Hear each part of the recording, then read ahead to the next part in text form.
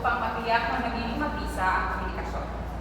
Ginamit niya ang acronym na speaking, which means a setting, participants, and sequence is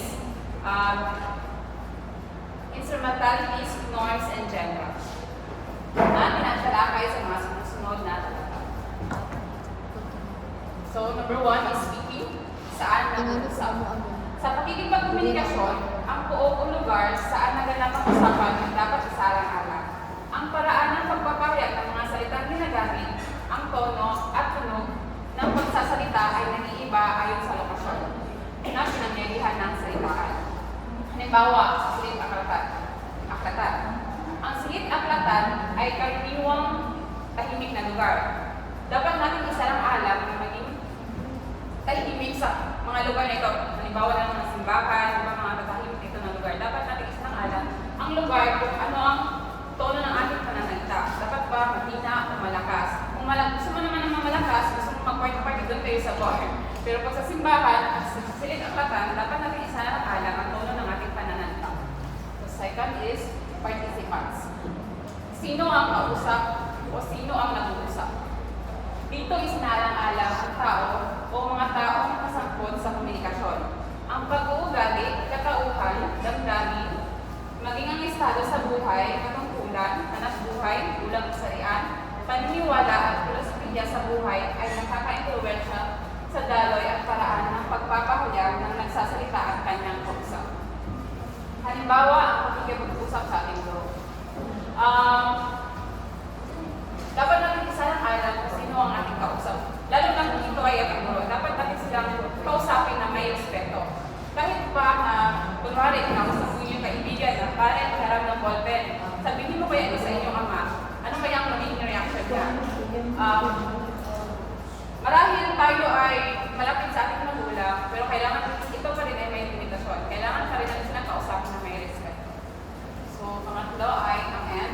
Ano ang layunin ng usapan? Sa punto na ito, ang interaksyon ay ayon sa layuning nais matango sa pagkikipagkomunikasyon. Pagpapahayag o pagbibigay ng informasyon, pag-uutos, pakikiusap, pagpapaliwatig, pagpapahulugan, pagpapamungkahi, pagbabahagi ng damdamin, pangangarap o paglikhap. Halimbawa sa pagkapanunod. Dapat kapag ikaw ay may gustong kausapin na tao, dapat alam mo ang layunin ng iyong usapan. Para dito, matong sa pagkakaunawaan. Lalo na sa pagtatanong kung ano yung gustong itanong, dapat alam mo kung ano ang layunin o ano, alam mo kung paano ito sasabihin para alam niya kung ano patutunguhan ng inyong sasabihin sa kanya. So, pang-apat is sequence. Paano ang takbo ng usapan?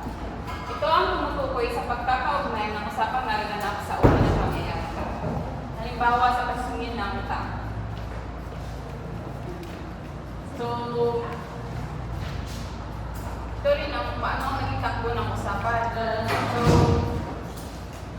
sa paninigin ng utang, halimbawa, madalas, di ba, pag naninigin ng utang, nag-aaway kasi matagal nagbabayad. Pero dapat, sabi natin norms na ito at kung maaari, kung tayo ay humingi ng utang, dapat natin isaayos sa ating tono upang tayo mapagsawa. Susunod is formal ba o informal ang kausap? Pakita ka na ba ng isang tao na nakamisetas at nakashort sa isang digo party?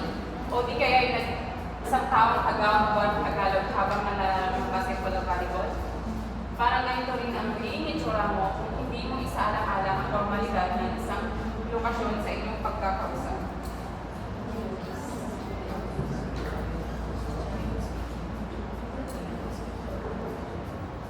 So,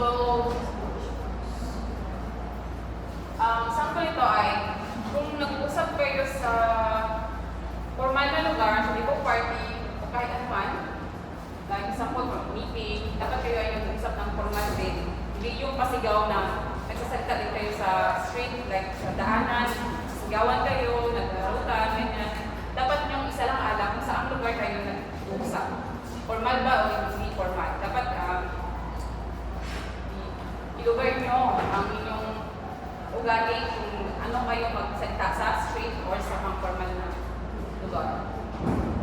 So, instrumentalities, ano ang medium ng usapan, masalita o pasulat? Sa madaling salita, kailangan i-consider din ang gamit o daluyang ng komunikasyon. Daluyang sensory ba o daluyang institutional? Bakit kailangan isalang-alang ito? Pakisipan. So, ito ay na topic na na-discuss na ng unang grupo tungkol sa sensory o daluyang institutional. So, ang halimbawa nito ay personal at text. Kung ano ang pamamagitan ng iyong pagkomunikasyon sa ibang tao. Personal ba ito or text? Maaaring may ibang bagay na kailangan dapat natin sabihin sa personal. Ito ay kunwari,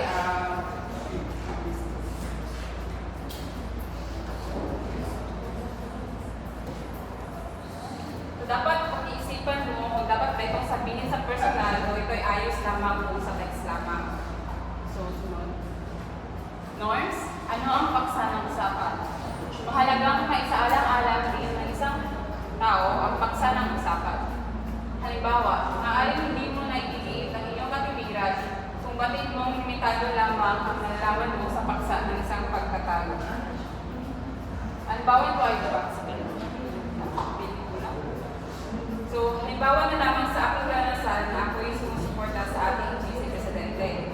Maaaring bumabatikos sa kanya, maraming bumabatikos sa kanya, ngunit ako'y tagahanga lamang na walang masyadong alam sa politiko.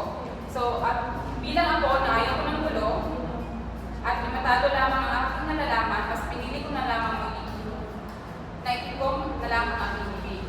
So, kung ano man ang paksa ng usapan, kung wala kang alam, huwag ka na lang magsalita para hindi umabot sa pagkatalo. Sunod. So, ano ang uri ng pagpapahayag, pagsasalaysay, paglalarawan, paglalahad, o pamamagitan? Sa component na ito, sinaalang-alang ang layunin ng participants. Kung ang nais niya ay magkwento ng isang pangyayari, o mga pangyayari, pasalaysay ang pagpapahayag. Kung ang nilayan naman niya ay mga pakitang anyo, katangian, hugis at kulay ng isang bagay, tao o pangyayari at damdamin, paglalarawan ng paraan. Halimbawa, maliban sa mga konsiderasyong tinatalakay, may mga iba pang pangangailangan upang ang mga sampot, tagapagdala at tagapagtanggap ng mensahe sa isang prosesong pangkomunikasyon ay maging epektibong partisipante. Kailangan maunawaan nila ang proseso ng komunikasyon. Halangan batin nila katulad ng inarawan sa mga nilahad ng modelo. Ang prosesong komunikasyon ay binubuo ng mga sumusunod na sangkap. Papadala ng mensahe channel, o daluyan ng mensahe, tagatanggap ng mensahe, tugon o feedback at potensyal na sagabal sa komunikasyon.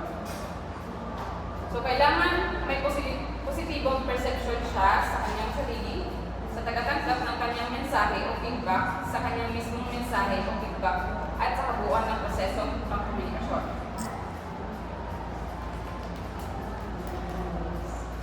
So, ang genre ay katulad lamang ng genre sa mga palabas na ating nakikita. Halimbawa, horror, romantic, comedy, thriller, at iba pa. Sa komunikasyon naman, ito ay pagsasalaysay, paglalarawan, paglalahad, at pangangatiran.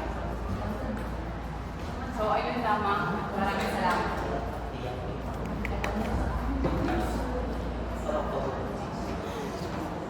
Continue na yun.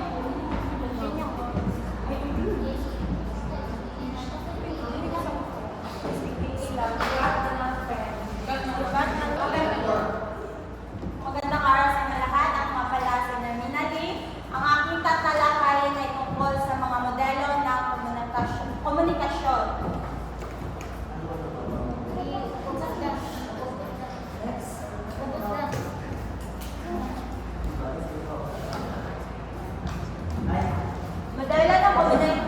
Modelo ng komunikasyon, ito ang mga diagram o representasyon, isang visual na paraan ng paglalarawan, maipaliwanag at bigyan linaw ang mga elemento at proseso nito. Doon ka finger. Yan. Mag-send sa messenger mo yan. Isa na lang din. Kasi na. Ang modelo ng komunikasyon ni Aristotle may tatlong uri ito. Una, ang nagsasalita. Ang nagsasalita ay tagapagsalita ang nilikha ng mensahe na nais ay parating sa kanyang tagapakinig. Pangalawa, ito ay ang mensahe.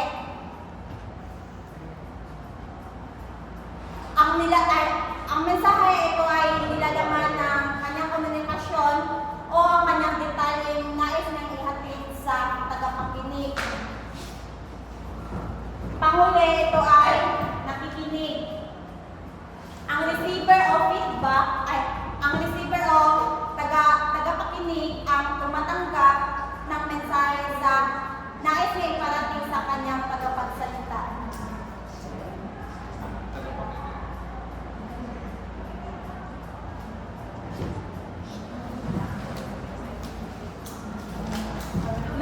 Modelo ni Wilbur Langsacram. Ito ay isang modelo ng komunikasyon kung saan ang mga mensahe ay napupunta sa dalawang direksyon sa pagitan ng pag-encode at pagdidecode. Modelo ni Lasswell. Tagapaghatid. Modelo ni Lasswell, ito ay tinatanggap ng modelo sa komunikasyon bilang paghatid ng mensahe na may epekto sa resulta ito.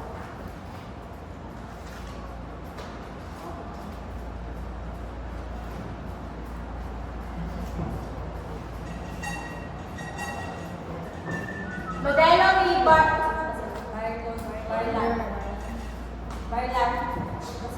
Modelo ni Barlan, multi-layer feedback system, nagbibigay ng feedback. Isang pabilog ng proseso nito ay multi-layer at feedback system sa pagitan ng tagapagdala at tagapagtanggap ang parehong tagapagbalita at nagbibigay ng feedback sa mensahe.